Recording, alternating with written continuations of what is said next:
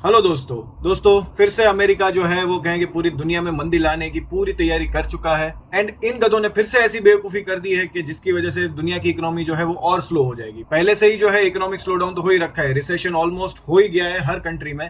और ऐसी सिचुएशन में ना ही सिर्फ अमेरिका लेकिन कनाडा, यूके, इंडिया, कोई सी भी कंट्री हम पकड़ ले, सभी कंट्रीज पे इफेक्ट होने वाला है इस चीज का। तो दोस्तों एक्चुअली हुआ ये है कि भाई कैलिफोर्निया में एक जगह है सिलिकॉन वैली, जो कि स्टार्टअप्स का हब है। सारे के सारे बड़े बड़े स्टार्टअप्स जो हैं या इवन जो छोटी छोटी कंपनियां जो है जो आज बड़ी बन गई जैसे गूगल, माइक्रोसॉफ्ट वगैरह, इन सब के हेडक्वार्टर्स सिलिकॉन वैली में एस्टेब्लिश्ड है। तो दोस्तों हुआ ये है कि सिलिकॉन वैली में एक बैंक हुआ करता था, सिलिकॉन वैली बैंक। और ये बैंक जो है वो सभी स्टार्टअप्स का पैसा होल्ड करता था, छोटे बड़े सभी स्टार्टअप्स का। अब हुआ ये कि ये बैंक हो गया है बंद। इनके मालिकों ने करा ये है कि अपने अपने स्टॉक्स बेच के अपने पैसे निकाल लिए हैं और बैंक कर दी है बंद। एंड जिन लोगों के पैसे इस बैंक में जमा थे उन लोगों को बोल दिया है कि भाई देखो हमारे पास पैसे नहीं है तो मांगने मत। अब इस वजह से हो ये रहा है कि बहुत सारे स्टार्टअप्स का जो पैसा जो है वो इन बैंक्स में अटका हुआ है। और इस बैंक में सिर्फ यूएस के स्टार्टअप का पैसा नहीं है, इंडिया, यूके, कनाडा, दुनिया भर के स्टार्टअप्स का पैसा इस बैंक में पड़ा हुआ है। और यूएस गवर्नमेंट का जो लॉ है उसके अकॉर्डिंग जैसे कोई भी बैंक अगर इस तरह की बैंकरप्सी या बंद होने की कगार पे आ जाता है तो उनके जो भी डिपॉजिटर्स होते हैं वो मैक्सिमम अपना 2 करोड़ रुपए ही निकाल सकते हैं। तो बताया ये जा रहा है कि भाई इन स्टार्टअप्स का लाखों करोड़ों रुपए पड़े हैं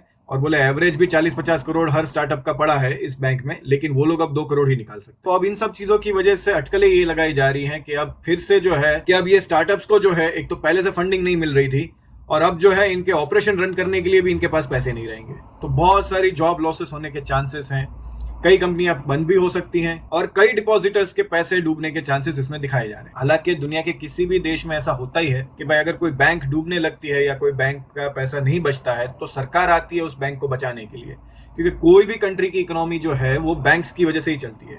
अगर मैं आपको इंडिया का एग्जांपल दूं तो जैसे येस बैंक जो है आज से 1-1.5 साल पहले डूब गई थी, तो सरकार ने आके उसको खरीदा, उसको बचाया, उसको सर्वाइव किया। एंड आज जो येस बैंक जो है वो कंपैरेटिवली ठीक ठाक परफॉर्म कर रही है। सिमिलरली ये जो माल्या, चौकसी, ये जो इंडिया के पैसे लेके भागे हैं तो ये सब भागे हैं पंजाब नेशनल बैंक से, एसबीआई से और डिफरेंट बैंक से।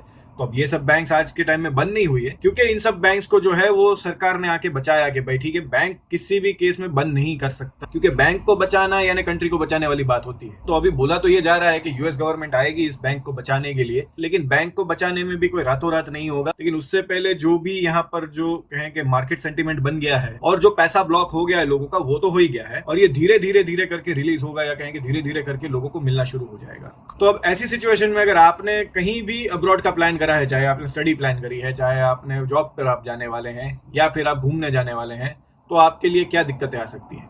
सबसे बड़ा तो भाई फिर से महंगाई बढ़ेगी, इसमें तो कहीं कोई शक नहीं है। यूएस में तो बढ़ेगी बढ़ेगी, तो यूएस पे कोई भी असर होती है सबसे पहला कनाडा उस पर असर आ जाती है। तो कनाडा आपको डेफिनेटली और फिर से कॉस्ट ऑफ लिविंग वहां के बढ़ने। दूसरा है जॉब लॉसेस। कोई डाउट नहीं है कि सिलिकॉन वैली एरिया में तो जॉब लॉसेस की शुरुआत हो ही जाने वाली है। ये आप कहेंगे पूरा जो कैलिफोर्निया जो है वहां पर जॉब्स जाने की या कहेंगे जॉब लॉसेस शुरू हो जाएंगे। अभी कहेंगे 2-3 दिनों में ही शुरू हो जाएंगे क्योंकि पैनिक हो चुका है ऑलरेडी और स्टॉक मार्केट भी अभी थोड़ा बहुत तो इसकी वजह से थोड़ा डाउन जाएगा वो अलग। तो इस वजह से भी कहें कि दुनिया भर के लोगों का पैसा थोड़ा और डाउन होगा। एक तो वैसे ही कोरोना, फिर उसके बाद ये वॉर और अब ये बेवकूफ, यानी समझ में नहीं आ रहा है कि दुनिया भर में चल क्या रहा है, कुछ समझ में नहीं आता।